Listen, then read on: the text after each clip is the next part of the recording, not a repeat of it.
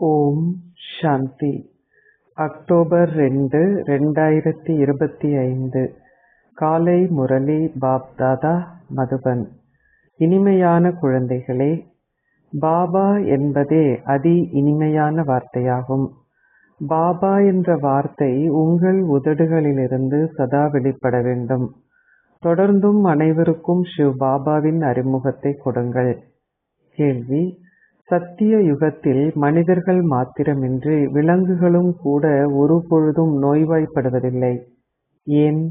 பதில்: சங்கம யுகத்தில் பாபா ஆத்மாக்கள் மீதும் எல்லையற்ற உலகின் மீதும் செய்யும் சத்திர சிகிச்சையால் நோய்களின் பெயரும் சுவடுகளும் மறைந்து விடுகின்றன. தந்தையே அனாதியான சத்திர சிகிச்சை நிபுணராவார். தற்பொழுது உலகம் நோய்களால் நிறைந்திருக்கிறது. பின்னர் அவ்வுலகில் துன்பத்தின் பெயரோ சுவடோ எஞ்சி இருக்காது. இவ்வுலகின் துன்பத்திலிருந்து பாதுகாக்கப்படுவதற்கு நீங்கள் மிக மிக தைரியசாலிகளாக இருக்க வேண்டும். பாடல்: உங்களை கண்டு கொண்டதால் நாங்கள் அனைத்தையுமே கண்டு கொண்டோம். ஆகாயம் பூமி அனைத்தும் எங்களுக்கே சொந்தம். ஓம் சாந்தி. நீங்கள் இரு முறை கூட இரட்டை ஓம் சாந்தி கூறலாம். ஆத்மா தனது சொந்த அறிமுகத்தை கொடுக்கின்றார். இந்த ஆத்மாவாகிய நான் ஓர் அமைதி சுரூபம். எனது வசிப்பிடம் அமைதி தாமமாகும். நாங்கள் அனைவரும் பாபாவின் குழந்தைகள். ஆத்மாக்கள் அனைவரும் ஓம் என கூறுகின்றனர். அங்கு நாங்கள் அனைவரும் சகோதரர்கள். நாங்கள் இங்கு வரும்பொழுது சகோதர சகோதரிகள் ஆகின்றோம். உறவு முறையானது இப்பொழுது சகோதர சகோதரியின் ஆரம்பமாகிறது. தந்தை விளங்கப்படுத்துகின்றார். நீங்கள் அனைவரும் எனது குழந்தைகள். அத்துடன் நீங்கள் பிரம்மாவினதும் குழந்தைகள் என்பதால் சகோதர சகோதரிகள் ஆவீர்கள். நீங்கள் வேறு எந்த உறவு முறைகளையும் கொண்டிருக்கவில்லை. பிரஜாபிதா பிரம்மாவின் குழந்தைகள் பிரம்மா குமார்களும் குமாரிகளும் ஆவார்கள். இப்பழைய உலகை மாற்றுவதற்காக அவர் இந்நேரத்திலேயே வருகின்றார். பிரம்மா மூலம் மாத்திரமே தந்தை புதிய உலகை படைக்கின்றார்.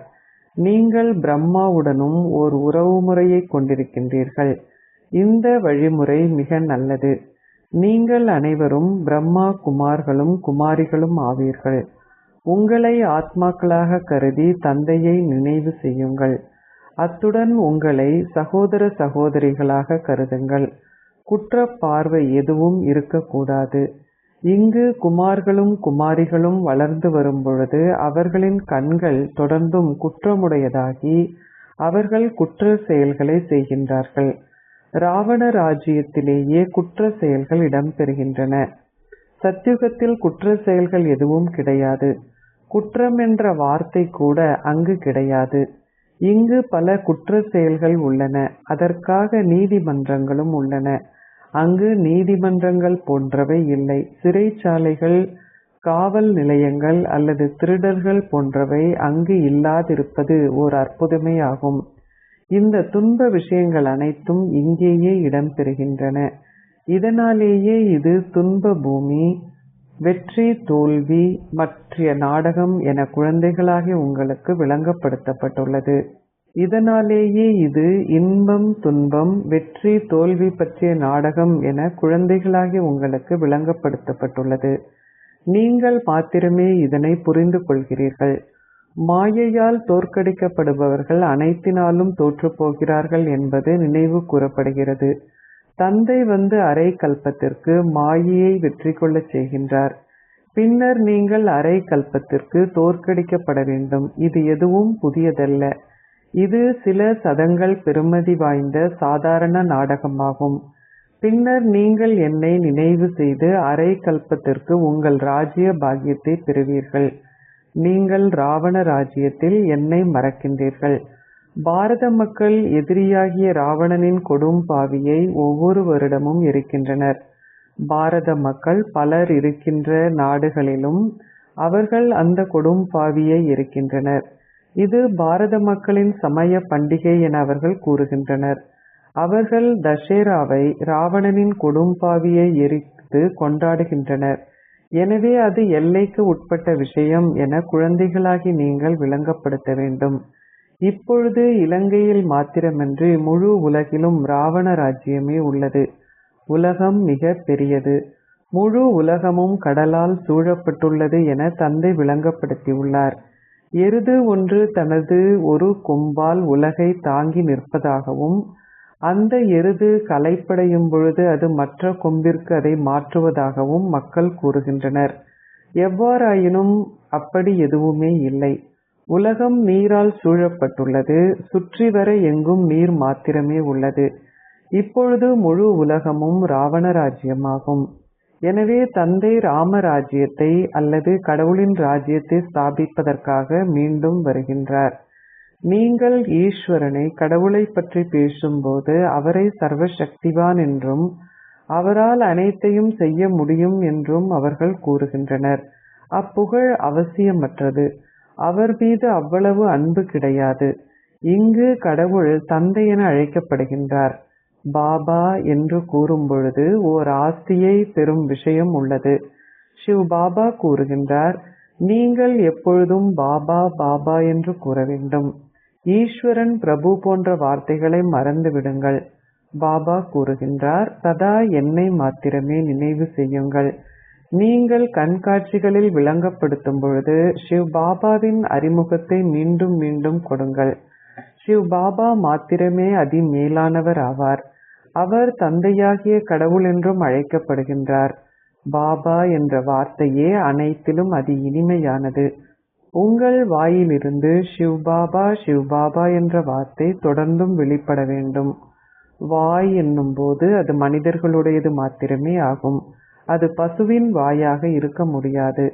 நீங்கள் சிவசக்திகள். உங்கள் கமல வாயிலிருந்து ஞான அமிர்தம் வெளிப்படுகிறது. உங்கள் பெயரை போற்றச் செய்வதற்காக அவர்கள் கௌமுக்கை, பசுவின் வாயை குறிப்பிட்டுள்ளனர். அவர்கள் கங்கைகளை பற்றி இவ்வாறு கூறுவதில்லை.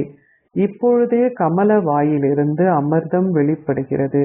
நீங்கள் ஒருமுறை ஞான அமிர்தத்தை பருகிவிட்டால் அதன் பின்னர் நஞ்சை பருகக்கூடாது.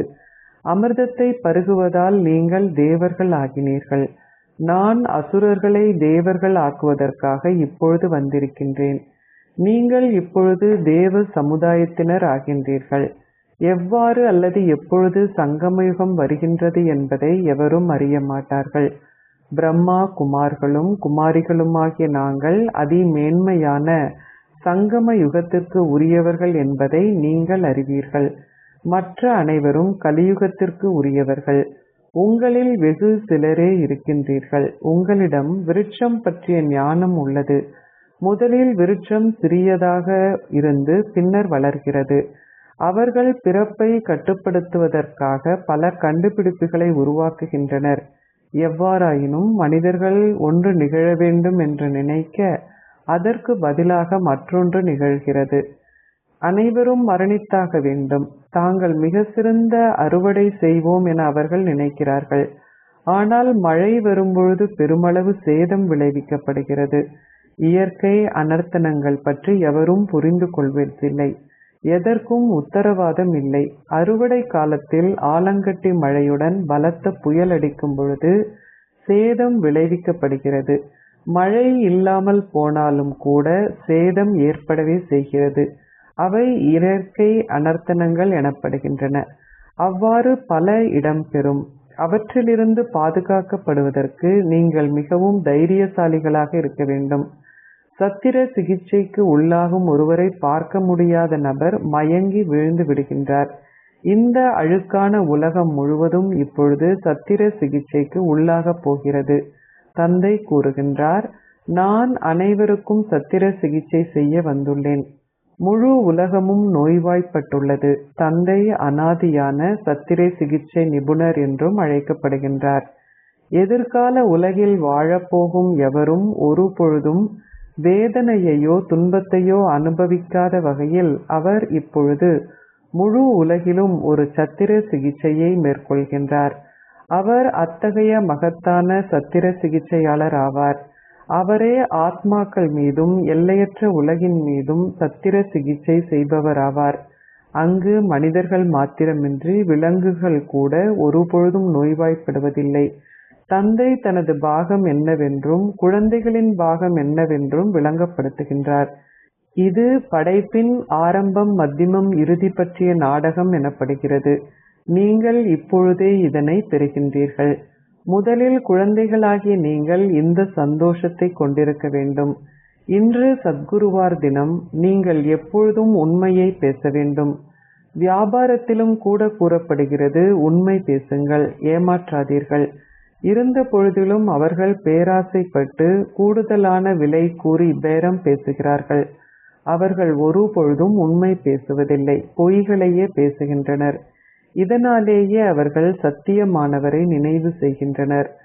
கூறப்படுகிறது, சத்தியமானவரின் பெயர் உங்களுடனேயே இருப்பதாக. சத்தியமான பாபா மாத்திரமே ஆத்மாக்களை உங்களை தன்னுடன் திரும்ப அழைத்து செல்வார் என்பதை நீங்கள் இப்பொழுது புரிந்து கொள்கிறீர்கள். ஆத்மாக்களாகிய நீங்கள் இப்பொழுது சத்தியத்தின் சகவாசத்தினுள் வந்திருக்கின்றீர்கள். எனவே நீங்கள் அவருடன் திரும்பிச் செல்வீர்கள். சத்தியமான சிவபாபா வந்துவிட்டார் என்பதை குழந்தைகளாகிய நீங்கள் அறிவீர்கள். அவர் ஆத்மாக்களாகிய எங்களை தூய்மையாக்கி அனைவரையும் தன்னுடன் ஒன்றாக திரும்ப அழைத்து செல்வார். சத்யுகத்தில் ராமரின் பெயரோ சத்தியமானவரின் பெயரோ உங்களுடன் இருப்பதாக நீங்கள் கூற மாட்டீர்கள். தந்தை கூறுகின்றார், நான் இப்பொழுது குழந்தைகளாகிய உங்களுக்காகவே வந்திருக்கின்றேன். நான் உங்களை எனது கண்களில் அமர்த்தி வீட்டிற்கு திரும்ப அழைத்து செல்கின்றேன். இது இக்கண்கள் அன்றி மூன்றாவது கண்ணாகும். உங்களை திரும்பவும் வீட்டிற்கு அழைத்து செல்ல தந்தை இந்நேரத்தில் வந்திருக்கின்றார் என்பதை நீங்கள் அறிவீர்கள். இது சங்கரரின் ஊர்வலம் அல்ல, இது சிவனின் குழந்தைகளின் ஊர்வலமாகும். அவர் அத்துடன் கணவன்மாருக்கெல்லாம் கணவன் ஆவார். அவர் கூறுகின்றார், நீங்கள் அனைவரும் மணவாட்டிகள், நானே மணவாளன். நீங்கள் அனைவரும் காதலிகள், நானே அன்பிற்கினியவர். அன்பிற்கினியவர் ஒருவரே ஆவார். நீங்கள் அரை கல்பமாக அன்பிற்கினியவரான எனது காதலிகளாக இருந்து வந்தீர்கள். நான் இப்பொழுது வந்துவிட்டேன். நீங்கள் அனைவரும் பக்தர்கள். கடவுளே பக்தர்கள் அனைவரையும் பாதுகாப்பவர். ஆத்மாக்கள் தங்கள் ஷரீரங்கள் மூலம் பக்தி செய்கின்றனர். சத்திய திரேதா யுகங்களில் பக்தி கிடையாது. குழந்தைகளாகிய உங்களுக்கு இப்பொழுது பக்தியின் பலன் கொடுக்கப்படுகிறது. அதற்கான வெகுமதியை நீங்கள் சத்யுகத்தில் அனுபவம் செய்கின்றீர்கள்.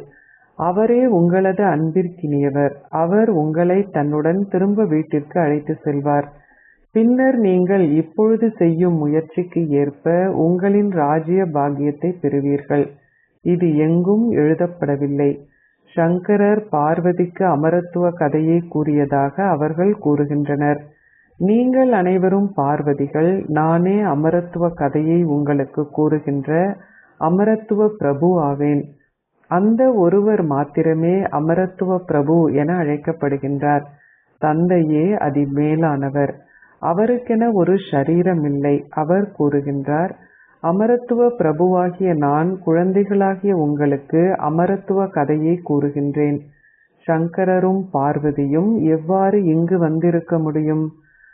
அவர்கள் சூரியனின் சந்திரனின் ஒளியேதும் அற்ற சூட்சும வதனத்திலேயே உள்ளனர். உண்மையான தந்தை இப்பொழுது உங்களுக்கு உண்மை கதையை கூறுகின்றார்.